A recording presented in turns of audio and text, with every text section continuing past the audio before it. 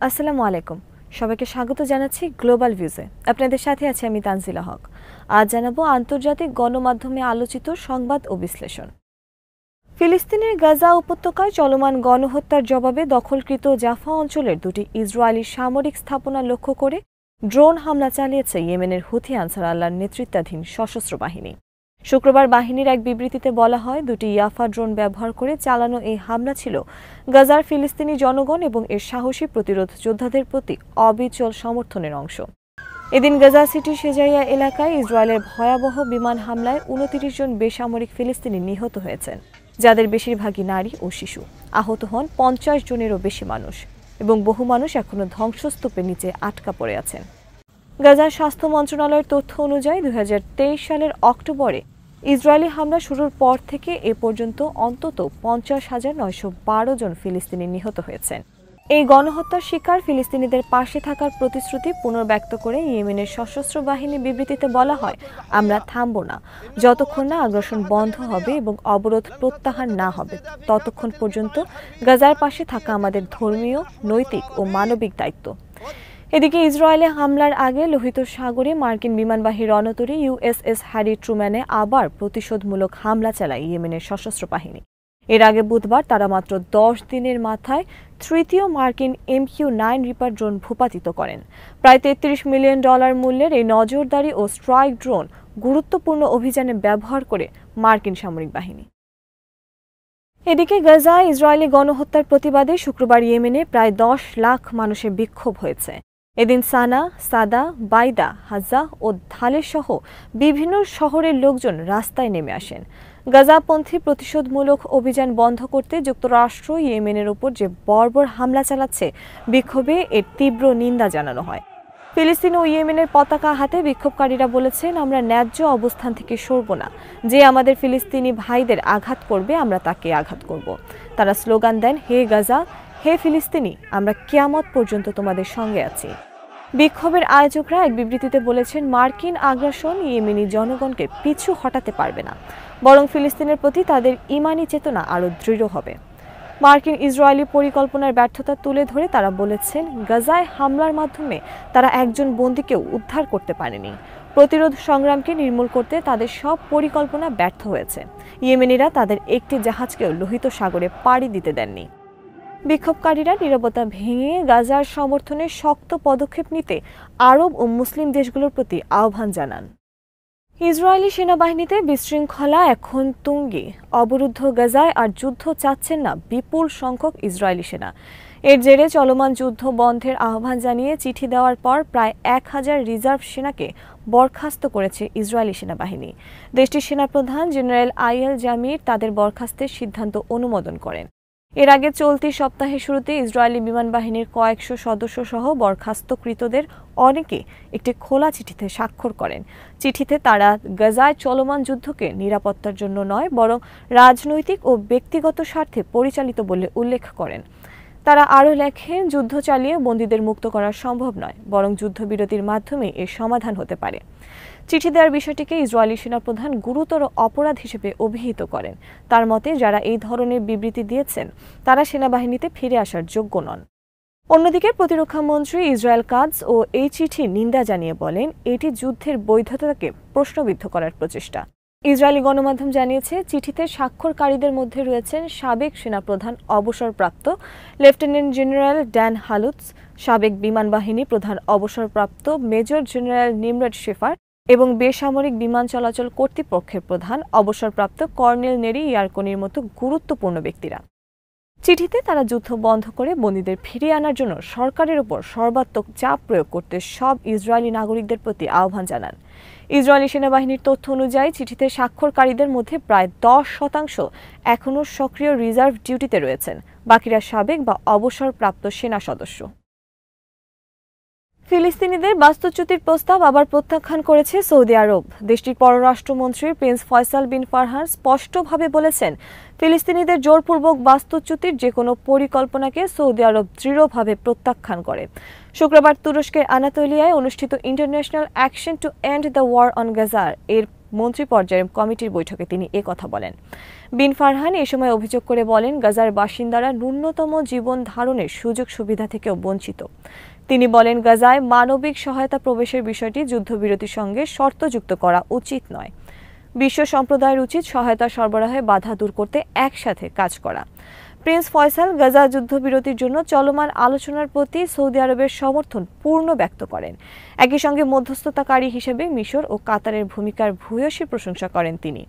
বৈঠক শেষে প্রকাশিত এক যৌথ বিবৃতিতে বলা হয়, গাজা, পশ্চিম তীর ও পূর্ব জেরুজালেম থেকে ফিলিস্তিনিদের যে কোনো ধরনের জোরপূর্বক স্থানান্তর বা বিতাড়নের বিরোধিতা করছেন তারা। ফিলিস্তিনি শরণার্থীদের জন্য জাতিসংঘের সংস্থা আনরুয়ার প্রতিও সমর্থন পুনর্ব্যক্ত করা হয়। এতে গাজা, পশ্চিম তীর ও পূর্ব জেরুজালেমকে একত্র করে ফিলিস্তিনি কর্তৃপক্ষের অধীনে আনার আহ্বান জানানো হয়। বিবৃতিতে অবিলম্বে একটি স্থায়ী যুদ্ধবিরতির দাবি জানানো হয়, যা জাতিসংঘের প্রস্তাব অনুযায়ী হওয়া উচিত। তাছাড়া দখলকৃত ফিলিস্তিনি অঞ্চলে ইসরায়েলের আন্তর্জাতিক আইন লঙ্ঘন, যেমন বসতি সম্প্রসারণ, ঘরবাড়ি ধ্বংস ও জমি দখলের কঠোর নিন্দা জানানো হয় যৌথ বিবৃতিতে।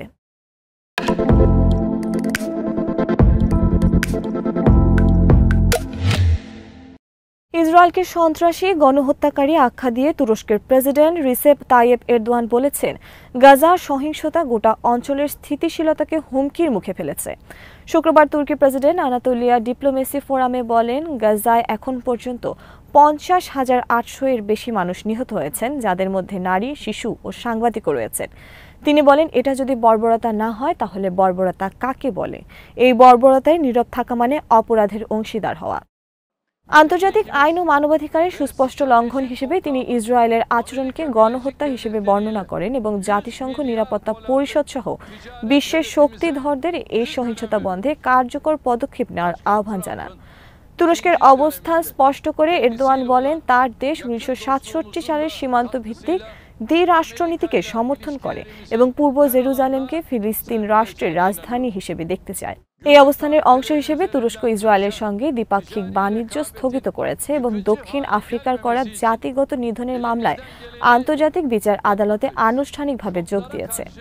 সিরিয়ার প্রসঙ্গে এরদোয়ান বলেন, ইসরায়েল সেখানে সাম্প্রদায়িক ও জাতিগত বিভাজন উস্কে দিয়ে 8 ডিসেম্বর বিপ্লবের বিরুদ্ধে ষড়যন্ত্র করছে। তারা সিরিয়ার সংখ্যালঘুদের টার্গেট করে গোটা অঞ্চলকে অস্থিতিশীল করছে।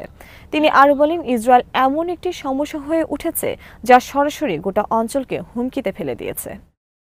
গাজায় ইসরায়েলি গণহত্যার প্রতিবাদ জানিয়ে পাকিস্তানের বিভিন্ন শহরে শুক্রবার লাখো মানুষ রাস্তায় নেমে আসেন। জামায়াতে ইসলামী ডাকে আয়োজিত এই বিক্ষোভে মুসলিম দেশগুলোকে দ্রুত পদক্ষেপ নেওয়ার আহ্বান জানানো হয়। লাহোরে এক বিশাল সমাবেশে জামায়াতে ইসলামের আমির হাফিজ নাইমুর রহমান বলেন, এই দখলকৃত ভূখণ্ডকে মুক্ত করা প্রতিটি মুসলমানের দায়িত্ব। ব্যক্তিগতভাবে পথ বন্ধ থাকলে এই দায়িত্ব মুসলিম শাসকদের ও তাদের সেনাবাহিনী।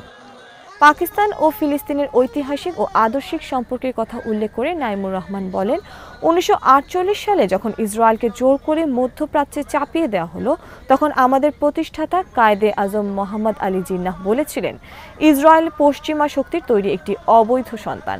তিনি স্মরণ করিয়ে দেন, পাকিস্তানের জাতীয় কবি ও দার্শনিক ডক্টর মোহাম্মদ ইকবাল 1931 সালে ফিলিস্তিনে একটি সম্মেলনে অংশ নিয়েছিলেন, যা ফিলিস্তিনের প্রতি পাকিস্তানের অঙ্গীকারের ভিত্তি হিসেবে কাজ করেছে।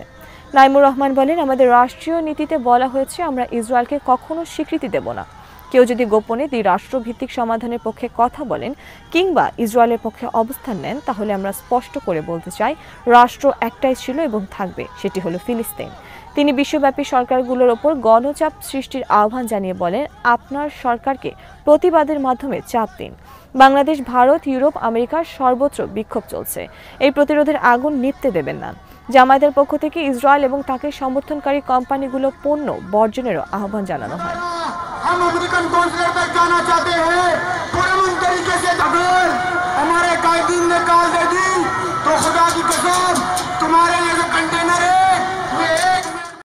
গাজার মানবিক পরিস্থিতিকে পৃথিবীর দোজক হিসেবে বর্ণনা করেছে আন্তর্জাতিক সাহায্য সংস্থা রেড ক্রস। সংস্থাটি বলেছে, আগামী 2 সপ্তাহের মধ্যে অস্থায়ী হাসপাতালগুলো সেবা বন্ধ করে দিতে বাধ্য হবে। ফুরিয়ে যাবে গাজাবাসীর বেঁচে থাকার প্রয়োজনীয় রসদ। শুক্রবার রেড ক্রসের প্রেসিডেন্ট মির্জানা স্পেলজারিক বলেন, আমরা গাজায় এখন এমন পরিস্থিতিতে উপনীত হয়েছি যেটিকে পৃথিবীর দোজক বলে অভিহিত করা যায়। মানুষ বিদ্যুৎ, পানি ও খাবার পাচ্ছে না। গত 6 সপ্তাহে কোনো কিছু গাজায় প্রবেশ করেনি। আগামী কয়েক সপ্তাহের মধ্যে হাসপাতাল চালু রাখতে আমাদের কাছে থাকা যে ওষুধ আছে সেগুলো ফুরিয়ে যাবে। এই পরিস্থিতি মোকাবেলায় অবিলম্বে কার্যকর পদক্ষেপ নেওয়ার জন্য তিনি বিশ্ববাসীর প্রতি আহ্বান জানান। যুক্তরাষ্ট্র ও ইসরায়েলের সঙ্গে ক্রমবর্ধমান উত্তেজনার মধ্যে ইরানের নৌবাহিনীর কমান্ডার রিয়ার অ্যাডমিরাল শাহরাম ইরানি হুঁশিয়ারি দিয়েছেন, আমরা আক্রমণকারী শত্রুকে ফেরাউনের অনুসারীদের মতো সমুদ্রে ডুবিয়ে মারব।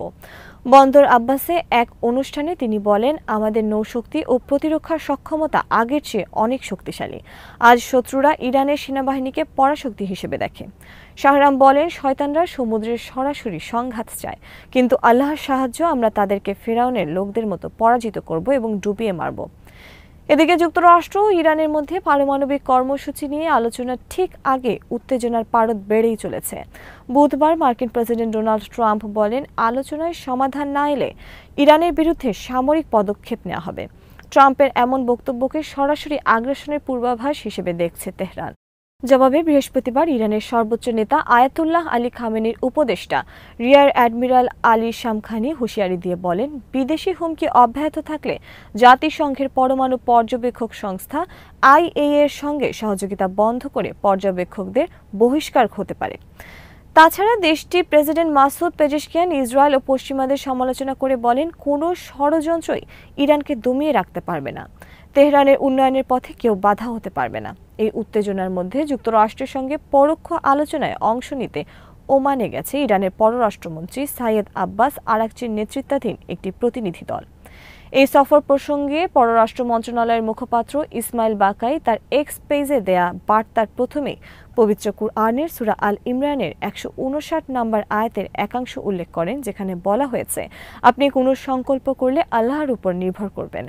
এরপর বাকাই লিখেছেন, আমাদের সবচেয়ে অভিজ্ঞ সহকর্মীদের নিয়ে মাননীয় পররাষ্ট্রমন্ত্রীর সঙ্গে মাস্কাট যাচ্ছি।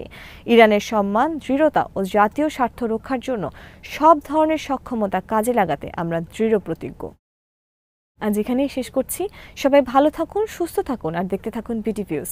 চ্যানেলটি ভালো লাগলে সাবস্ক্রাইব করুন। সংযুক্ত থাকুন আমাদের ফেসবুক পেজে। আল্লাহ হাফেজ।